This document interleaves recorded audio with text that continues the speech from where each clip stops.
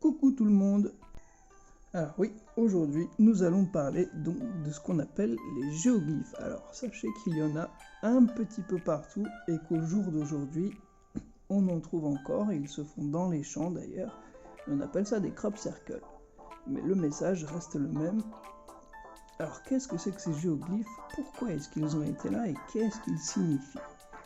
Alors on va commencer par l'araignée qui chez les Mayas, en Afrique aussi, et d'autres peuples. Faites vos recherches, comme je vous l'ai dit, chers collègues. Ça signifie, c'est un passeur d'âme, en fait. Voilà. Donc, quand tu meurs, elle aide à passer ton âme de l'autre côté, d'une densité à une autre. Parce que la mort, je vous rappelle que ça signifie l'âme hors du corps, hein, tout simplement. C'est ça la mort. C'est comme quand tu rêves toutes les nuits, en fait. Tu quittes ton corps et tu te retrouves en 5e densité. Généralement, c'est la densité des rêves, ou jusqu'à la 8e. Et ça, c'est pour ça qu'on dit que chaque jour est une vie, en fait. Parce que toutes les nuits, quand tu rêves, t'es mort. Enfin, t'es pas dans ton corps. Ton âme, elle est hors de ton corps. Voilà ce que signifie la mort. Mais le terme a été déformé, tout simplement pour vous faire peur, par l'Église catholique et les religions diverses depuis 2000 ans. Donc, l'araignée est un passeur d'âme. Elle fait partie de la créativité du monde, du cosmos, etc. Donc c'est une représentation très forte. Alors là, on sait que c'est chez les Mayas. C'est les Mayas qui pensent que c'est... Moi, je pense que c'est bien plus vieux. Ça revient des peuples avant les Mayas, etc. justement. Donc, il y a à peu près 12-13 000 ans, lorsque la bombe nucléaire est tombée sur l'Atlantide, comme je vous l'ai expliqué, chers collègues terriens. Donc, bien sûr, ces géoglyphes se voient du ciel et ils sont gigantesques, hein. Bon, celui-là, tout le monde le connaît, hein, le Quetzalcoatl, ok. Je pense que là, c'est pas trop compliqué, mais je pense que ça a une autre signification, comme quoi il volait, qu'il venait du ciel, tout simplement, en fait. Il faut voir plus loin que le dessin, il faut ouvrir son esprit, les loulous.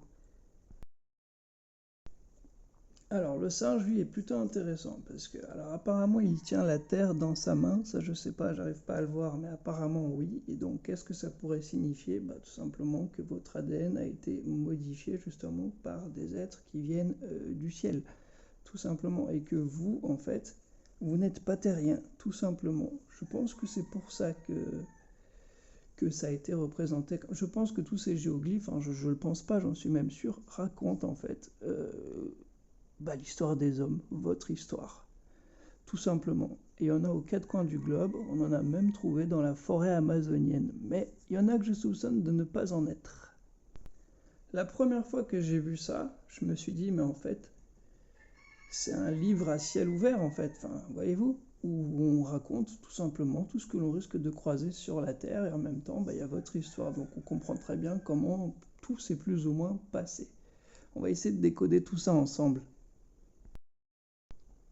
Alors celui du chien, c'est plutôt intéressant parce que ça veut dire que l'homme vivait avec le chien. On sait que le chien est le meilleur ami de l'homme depuis très longtemps. Donc déjà à l'époque où ils ont été faits, on sait que les hommes vivaient avec les chiens. Donc c'est très vieux, hein, 13 000 ans déjà, enfin tu vois, peut-être même avant. Donc très intéressant à savoir. Alors chez le chien c'est plutôt très rare, mais il y en a quand même quelques-uns. Et c'est souvent ceux qui sont très proches du loup justement, qui sont très haut élevés justement et qui peuvent accepter différentes densités. Moi, je sais que Kémeno a rencontré plusieurs êtres et tous ont été surpris justement de son comportement. Ah, celui-là, je le trouve vraiment excellent. Franchement, vous voyez quoi? Regardez bien, il y a une queue, il y a 2 grosses pattes. Je sais pas, on dirait un espèce de T-Rex, non? Vous en pensez quoi?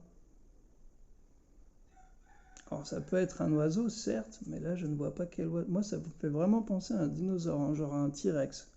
Je sais pas. Donnez-moi votre avis, s'il vous plaît. Mais pour moi, ça, c'est un dinosaure. Qu'est-ce qu'il fait là?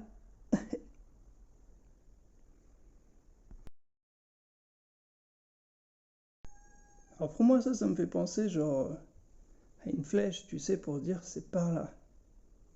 Vous voyez ce que je veux dire? Genre, faut aller par là, dans cette direction. Je pense que c'est tout simplement ça, parce qu'il y en a qui disent piste d'atterrissage et tout, mais ce que je trouve fou, c'est qu'ils ont carrément découpé la montagne pour faire ça quand même. Donc, ils étaient avancés les mecs, hein. Donc vous voyez là, ça c'est en Chili, au Chili par exemple. Donc on retrouve encore des figures de bonhommes avec des symboles divers et variés. On retrouve encore le quetzal, etc., l'araignée. Enfin, il y a plusieurs symboles qu'on retrouve qui sont en commun, quoi, les spirales, etc.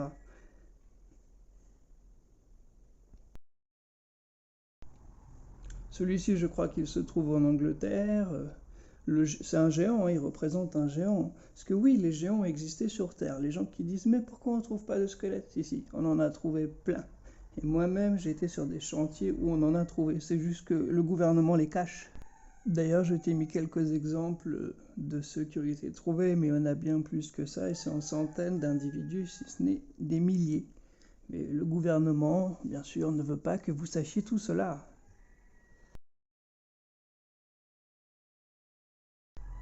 Un saurien, donc un humanoïde à tête d'animal, donc ça peut être de lion, de chat, etc., comme en Égypte, et les sauriens vivaient sur Terre il y a plus d'1 million d'années, etc. Donc est-ce que c'est eux qui auraient fait ça, par exemple, pour les futurs peuples et les futures générations? Bonne question, n'est-ce pas? Petit exemple, regardez Sekhmet chez les Égyptiens. Je vous rappelle que c'est les sauriens aussi qui ont construit le sphinx, les pyramides, etc. Et puis des êtres comme ça, regardez un petit peu, faites vos recherches, vous en trouverez aux quatre coins du globe. Donc à tête de chacal, à tête de lion, à tête de plein de choses, mais voilà, on appelle ça des sauriens. Et ces peuples vous ont énormément aidé et vivaient avec vous en parfaite harmonie. Donc, sauf à cette époque-là, en fait, ça fait 2000 ans qu'on ne les voit plus trop, mais il y en a encore parce que moi j'en rencontre encore quelques-uns. Mais ils se font discrets. Alors pourquoi ils se font discrets? Bah grâce aux religions en fait, parce que les religions, ce qu'elles ont fait, c'est qu'elles vous ont fermé votre mental. Elles ont verrouillé vos âmes en fait à des niveaux très très bas. Donc du coup, vous ne pouvez plus voir ces choses-là, ni ces êtres. Certains humains, oui, et vous commencez à revoir tout ça et à vous reconnecter à vous-même. Les religions vont disparaître et c'est une très bonne chose pour vous, chers collègues terriens. Parce que comme je vous l'ai déjà dit, chaque humain est Dieu, chaque humain a la puissance et la force créatrice en lui, justement. C'est ça qui est beau dans l'humanité, c'est que tout le monde en plus est différent et tout le monde est plus ou moins pareil. C'est stylé, non? Enfin, moi je trouve ça plutôt beau. Mais voilà, le secret se trouve dans votre cœur. Alors les archéologues l'ont appelé la main, mais c'est normal ça, parce qu'ils ont un esprit qui est un petit peu fermé, mais c'est pas du tout ça. Lui, la représentation, c'est le reptilien, tout simplement. Donc qu'est-ce qui nous explique par là? Que les reptiliens vivaient à la surface avec les hommes et les peuples à ce moment-là où les géoglyphes ont été faits, donc il soit environ 13 000 ans, voire beaucoup plus. Ce qui est très intéressant, ma foi, car oui, c'est un fait et c'est réel, justement. Et ils sont toujours sur Terre, c'est leur planète, donc bon. Donc c'est pareil, je t'invite à approfondir tes recherches toi-même, mais tu verras que tu trouveras des figurines, des dessins, des descriptions reptiliennes aux quatre coins du globe aussi, parce que oui, ils vivaient avec les hommes et je vous rappelle qu'ils se sont battus pour vous défendre, sauf que l'Église a fait d'eux des êtres mauvais, malsains, alors que c'est l'Église qui est mauvaise, corrompue et pédophile, mais bon, ça c'est un autre sujet. Et ces reptiliens, ils vont remonter tout doucement à la surface, donc, et eux, ils vous aimaient bien à la base, hein. Donc c'est pareil, on retrouve ces spirales qui, moi, me font penser à de l'hypnose, en fait, tout simplement, ce qui, tout simplement, explique qu'il faut aller voir au fond de son âme. Donc, comme je vous l'ai dit au tout début, par le biais des rêves, par exemple, de l'hypnose régressive, la méditation, etc. Voilà ce que signifient ces spirales, en fait, qu'il faut se connecter à soi, tout simplement, pour trouver les réponses. C'est pas très compliqué en soi quand on sait déchiffrer la chose. L'astronaute. Ah, il y a beaucoup à dire sur lui. J'ai réussi à rentrer en contact en plus avec ceux qui ont fait ça. Et le message, je vais vous le transmettre tout simplement parce que c'est quelque chose qui est important, mais ça prouve bien que, comme je vous le dis depuis un moment, ils sont venus du ciel, ils vous ont aidé, etc. Mais bon, parfois, vous ne les avez pas forcément accueillis de la meilleure façon qu'il le soit. Invitez-nous à venir vers vous. Bonjour, nous vous apportons la paix du cœur. Et nous serons parmi vous quand vous nous le demanderez collectivement. Je suis l'émissaire des peuples ascensionnés et nous préparons l'avenir d'un nouvel ordre synarchique céleste. Voilà le message qu'ils veulent faire passer à toute l'humanité pour que enfin, de nouveau, tout le monde puisse vivre en paix, en amour, en harmonie, en unité, dans la joie, avec tout ce qui les entoure.